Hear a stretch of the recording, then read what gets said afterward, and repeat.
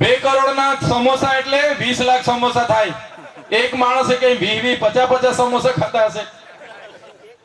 વિચાર કરો, લોકોને ભેગા કરવા માટે 7 કરોડ ને 71 લાખની બસો મંગાવી, 2 કરોડનું ડોમ, 7 કરોડનું સ્ટેજ અને બેઠક વ્યવસ્થા, 8 કરોડ ને 83 લાખનો મંડપ,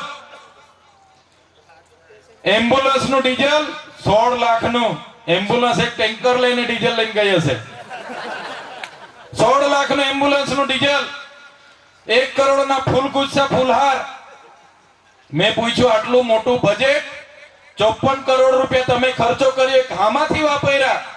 એમણે કીધું આદિજાતિ વિકાસ વિભાગની ગ્રાન્ટમાંથી. એટલે મને ખોટું લાગ્યું, મેં ગુસ્સે થયો. અધિકારીને કીધું કે એક બાજુ આદિવાસીના 12,333 બાળકો અહીંયા કુપોષણથી પીડાય છે, એક બાજુ 93 જેટલી મારા તાલુકામાં આંગણવાડી નથી, બાળકો ઝાડ નીચે ભણે છે, એક બાજુ 181 શાળા નર્મદા જિલ્લામાં એના મકાનો નથી, બાળકો ભાડાના મકાનમાં ભણે છે, એક બાજુ નર્મદા જિલ્લામાં 505 શિક્ષકોની ઘટ છે, 100 થી પણ વધારે શાળાઓ એક શિક્ષકથી ચાલે છે, એક બાજુ સિકલ સેલ એનિમિયાથી પીડાતા લોકો માટે તમારા પર ગ્રાન્ટ નથી, આશ્રમ શાળાના હોસ્ટેલોમાં રહેતા વિદ્યાર્થીઓના ફૂડ બિલ માટે તમારા પર ગ્રાન્ટ નથી, કુંવરબાઈના મામેરા માટે તમારા પર ગ્રાન્ટ નથી, આદિવાસીના વિકાસ માટે તમારા પર બજેટ નથી, અને આદિવાસીના વિકાસનું બજેટ તમે 54 કરોડ વાપરી કાઢ્યું.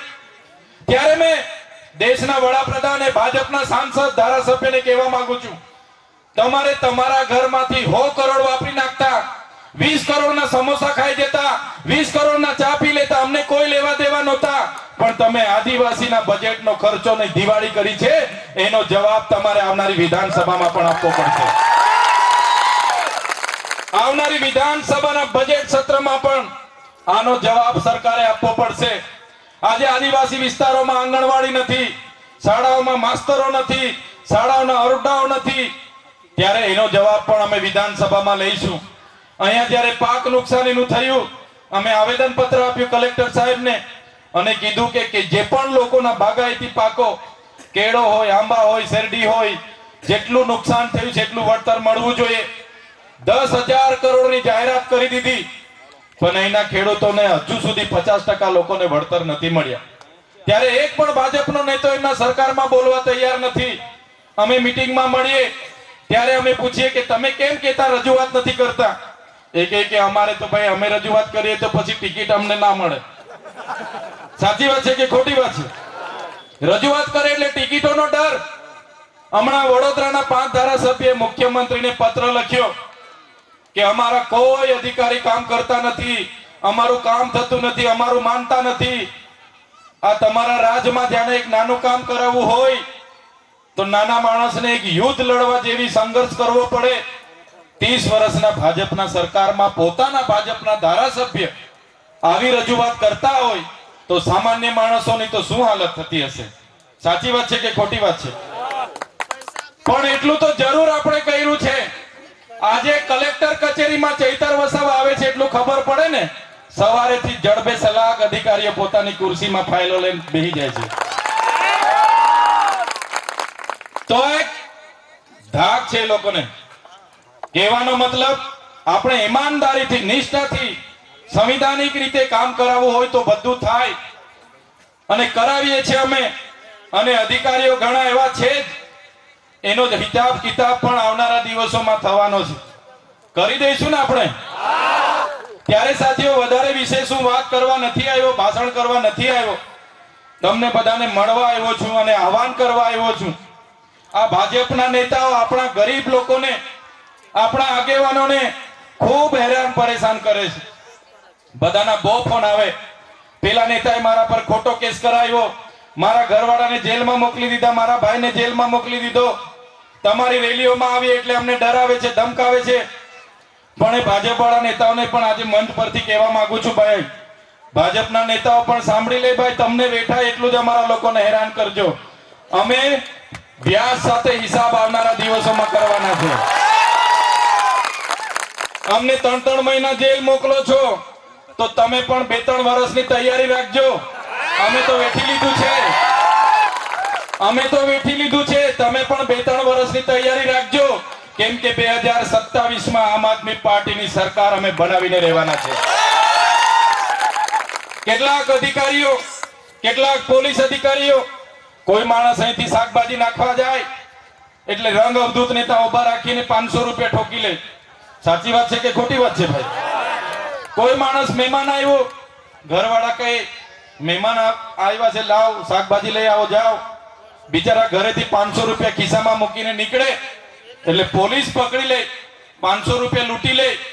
ત્યારે જે ભ્રષ્ટાચારી પોલીસ અધિકારીઓ છે, અધિકારીઓ 2 પ્રકારના છે. જે ઈમાનદાર છે, નિષ્ઠાવાન છે, જે સંવિધાનને આગળ રાખીને લોકોની સેવા કરે છે, ફરજ નિભાવે છે, સુરક્ષા પૂરી પાડે છે, સલામતી પૂરી પાડે છે, એમને હું કડક હાથે સલામ કરું છું.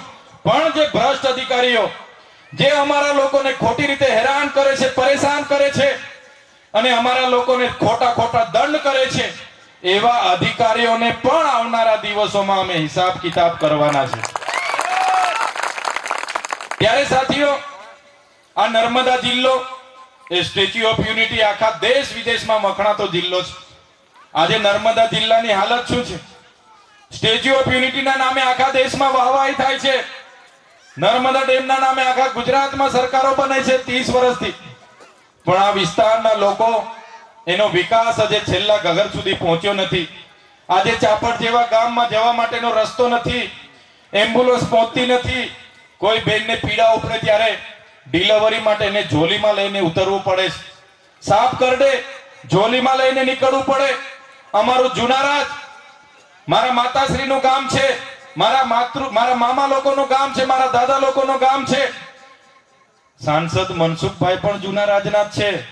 30 વર્ષથી એમની સરકાર છે, આજ દિન સુધી એમને જુનારાજનો રોડ નથી બનતો. વિચાર કરો સાથીઓ, રોડ નથી બનતો જુનારાજના. અમારા ગોપાળ દાદા, અમારા તાલુકા પંચાયતના સભ્ય કલ્પેશભાઈ, જિગ્નેશભાઈ મને કીધું, આખી જિંદગી અમારા પરિવારે ભાજપ ભાજપ ભાજપ ભાજપ, મનસુખ દાદા કરીને આખી જિંદગી અમે એમની પાછળ સેવા કરી છે. એમને રાજનીતિમાં અમે લાવ્યા, આટલી મોટી આગળ હસ્તી બનાવી, પોતાની સરકાર હોવા છતાં રોડ નથી બનાવતા. મને કીધું તમે આવો. હું ગયો અને આખા ગામના લોકો, 7 ફળિયાના લોકો ભેગા થયા. અમે યાત્રા કાઢીને અમે નાંદોદ આવ્યા અને સરકારને કીધું રોડ બનવો જોઈએ, અને સરકારે રોડ બનાવવા માટે જીસીબીઓ પણ મોકલી આપ્યા. પણ આ દાદાએ શું કર્યું? ચૈતરભાઈએ યાત્રા કેમ કાઢી? કલ્પેશભાઈ ને ગોપાલભાઈ ને જિગ્નેશભાઈ યાત્રામાં ભાગ કેમ લીધો? રોડ નહીં બનવો જોઈએ, નહીં તો હું રાજીનામું આપી દઈશ.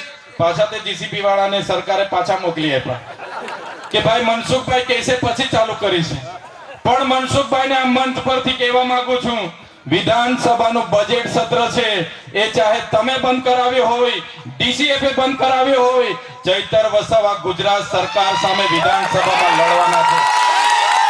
એ જુનારાજના રસ્તાનો જવાબ વન વિભાગે, માર્ગ અને મકાન વિભાગે, ભાજપના મંત્રીએ વિધાનસભામાં ઉભા થઈને ચૈતરભાઈને આપવું પડશે, અને એનો રોડ ચાલુ કરવાની તાત્કાલિક ધોરણથી અસર થશે, એ હું ખાતરી આપું છું. ત્યારે સાથીઓ, મંચ પર ઘણા આગેવાનો બેઠા છે. અમે તમારી વચ્ચે આવ્યા છે, તમને આહવાન કરવા આવ્યા છે. તમારી હવે આત્માને જગાડો. અત્યાર સુધી તો આપણે ભાજપ વાળાની શરમ સંબંધના લીધે મત આપ્યા. કોંગ્રેસને પણ આપણે લાગ્યું કે ચાલો કોંગ્રેસને લાવ્યા, પણ આપણો કોઈ સાંભળવા વાળું નથી. આપણી નાની બાબતો સરકાર બનાવી એટલે આપણને શું હોય? આપણને એટલું જ હોય કે આપણને મૂળભૂત સુવિધાઓ મળે, પીવાનું પાણી 2 ટાઈમ મળે, આપણને રોજગાર મળે, આપણું સારું ઘર બની જાય, આપણા બાળકને થોડું ઘણું સારું શિક્ષણ મળે, અને આપણો યુવાન ભણી ગણીને આવે, યુવતી ભણી ગણીને આવે તો એને નજીકમાં નાની મોટી નોકરી મળે. આટલું જ તો સરકાર પર આપણે માંગીએ છીએ, એટલે જ તો આપણે ટેક્સ ભરીએ છીએ. છતાં આ સરકાર આપણી પાસે કરવા કઈ નથી માંગતી. આજે કઈ નુકસાની થઈ તો 20 જાતના પુરાવા માંગ્યા. ઝૂંપડું લેવા જવું હોય તો 20 જાતના પુરાવા માંગે. જાતિનો દાખલો લેવા જાઓ 15 જાતના પુરાવા માંગે. કોઈનો અહીંયા એક્સિડન્ટ થઈ ગયું, ટાટિયો તૂટી ગયો, એટલે તમે જાઓ એટલે પહેલા તો તમને કે કેસ કઢાવો, કે છે કે નથી કહેતા? માં કાર્ડ લાવો, પિતાજી કાર્ડ લાવો, કાકાજી કાર્ડ લાવો, આધાર કાર્ડ લાવો, ચૂંટણી કાર્ડ લાવો, રેશન કાર્ડ લાવો, જોબ કાર્ડ લાવો, પાન કાર્ડ લાવો, જાતિનો કાર્ડ લાવો, આવકનો કાર્ડ લાવો, અને છેલ્લે પાર્ટીનો પણ કાર્ડ માંગે છે કે ભાઈ અમારા પાર્ટીનો કાર્ડ હોય તે બી લઈ આવો. સાથીઓ, ત્યાં સુધી તો પેલો ટાટી તૂટેલો માણસ થાકી જાય એટલા કાર્ડ માંગે આ સરકાર, અને એ કાર્ડ પણ અહીંયા ચાલતા નથી. ત્યારે આવી પરિસ્થિતિ છે. આ સરકારને આપણે લાવી 30 વર્ષ સુધી તક આપી છે. બસ અમે એક તક માંગવા માટે આવ્યા છે. તમારો આત્માને જગાડો. અમે તમામ સમુદાયના લોકો અહીંયા બેઠા છે. આમ આદમી પાર્ટીમાં પટેલ સમાજના આગેવાનો પણ છે, આદિવાસી સમાજના આગેવાન તરીકે અમે પણ છે, આહિર સમાજ, રબારી સમાજના આગેવાનો છે, દરબાર સમાજના આગેવાનો છે, ઓબીસી સમાજના આગેવાનો છે, દલિતો છે, વંચિતો છે. બધા જ માટે આમ આદમી પાર્ટી તમને મંચ આપે છે.